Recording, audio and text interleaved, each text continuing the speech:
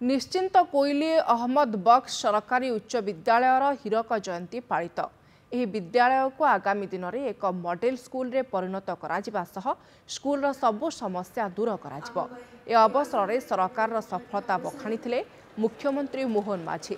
श्रीमंदिर चारिद्वार खोल श्रीमंदिर परिचालना 500 कोटी टंकार कर्पस पांठिर गठन निष्पत्ति नियागला।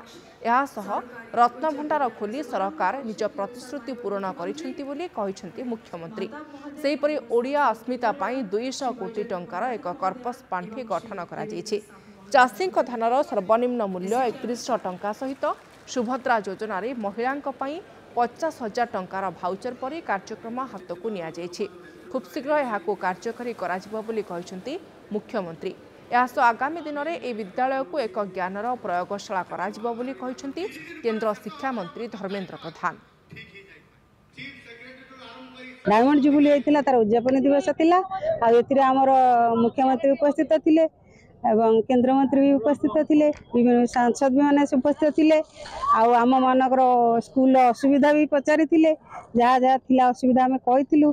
सार प्रतिश्रुति दे जाइछंती जे स्कूल को आम अहमद बख्श हाई स्कूल को गोटे मॉडल स्कूल परिणत करेंगे। आम दाबी आम विद्यालय एक पुरातन विद्यालय एवं ब्लॉक एवं मुख्य विद्यालय हेले मध्य तार केतक त्रुटि रही। विधिबद्ध भाव में स्कूल केमती उन्नति हम, शिक्षा व्यवस्था उन्नति हम, स्कूल परिसर उन्नति हम, शिक्षक मानकर अभाव रहिबो नाही। पिला माने केवल किभଳି भाव में पब्लिक स्कूल को भूली सरकारी विद्यालय को आसवे से ठीक भाव में उद्यम करेंगे बोली प्रतिश्रुति देके जाइछंती। सेतिपय हम बहु भाव में गर्वित एवं खुशी मध्य।